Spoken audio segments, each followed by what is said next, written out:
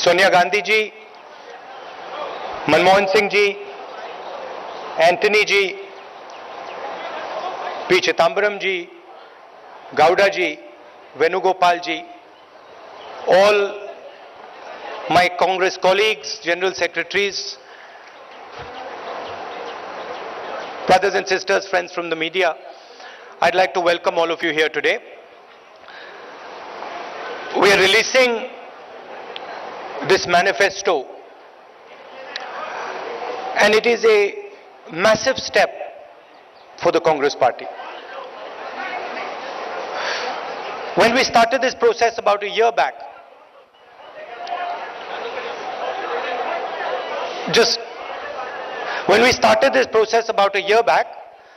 I spoke to Mr. Chidambaram, Mr. Gowda, and I gave them two instructions. I said this is not to be a manifesto made in closed rooms. I understand that the Congress party has a lot of expertise, but this manifesto should reflect the wishes of the people of India. That is the first point. And the second point I said was whatever is going to be in this manifesto has to be truthful. I do not want a single thing in this manifesto that is a lie, because we have been hearing large numbers of lies spoken every day by our Prime Minister. So I'm happy to say that after over a year of work, they have delivered on both those promises.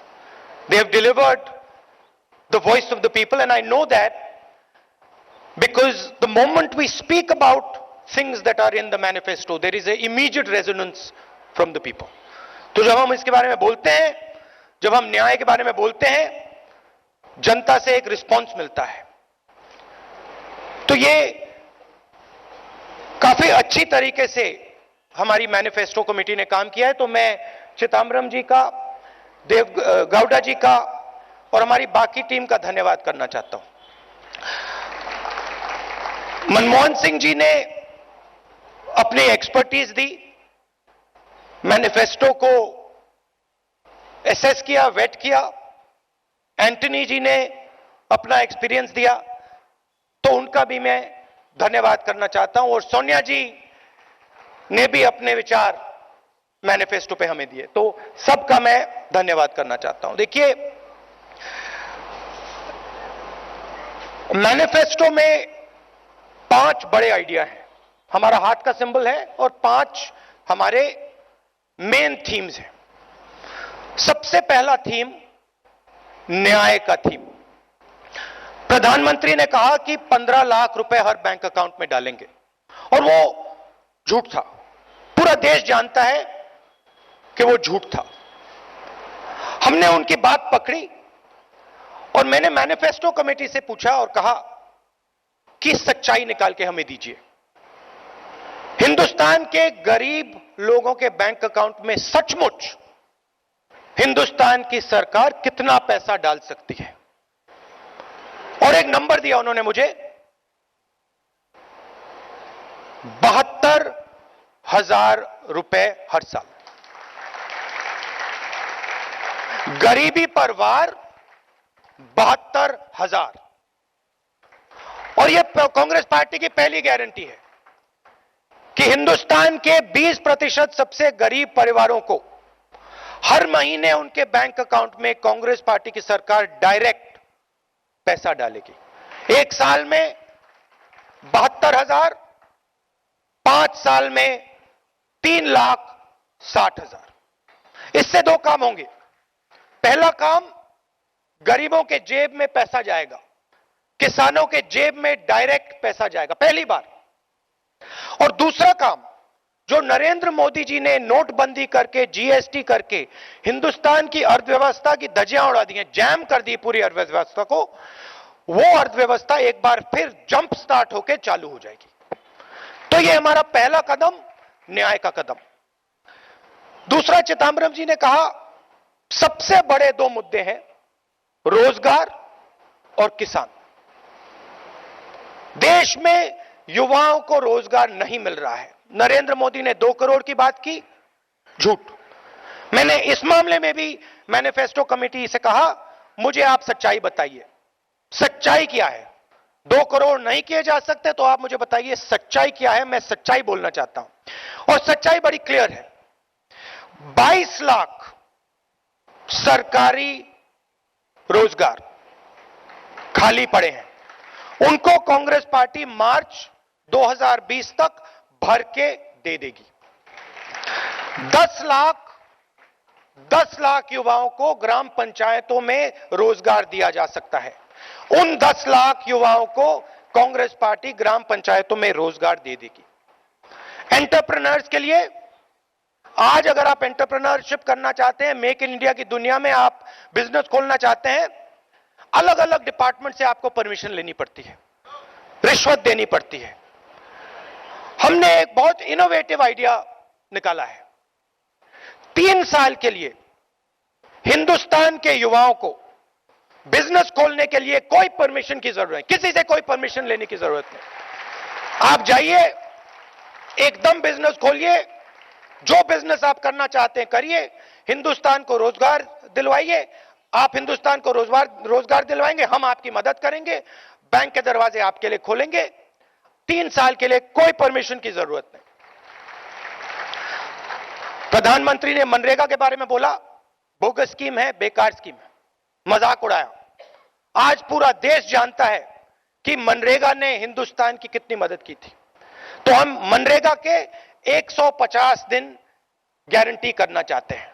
100 से अब हम 150 दिन guarantee करना चाहते हैं। किसान की बात आप लोग जानते हैं। मध्य प्रदेश, छत्तीसगढ़, राजस्थान, पंजाब, कर्नाटक में कांग्रेस पार्टी ने कर्जा माफ किया। 10 दिन के अंदर कहा था हम 10 दिन में कर देंगे, 2 दिन के अंदर कर दिया। तो हमारी आप इंटेंशन अच्छी तरह समझ सकते हो। तो किसानों के लिए हमने 2 चीजें, बड़ी चीजें सोची हैं। एक कि एक सेपरेट किसान बजट होना चाहिए, जैसे रेलवे बजट होता था, किसानों का एक सेपरेट बजट होना चाहिए। हिंदुस्तान के किसान को मालूम होना चाहिए कि उसको कितना पैसा दिया जा रहा है, उसकी एमएसपी कितनी बढ़ाई जाएगी, सब उसके सामने होना चाहिए। दूध का दूध, पानी का पानी होना चाहिए। तो यह हमारा पहला स्टेप। और दूसरा ऐतिहासिक स्टेप, हिस्टोरिकल स्टेप। देखिए, करोड़पति बैंक लोन लेते हैं। आपने देखा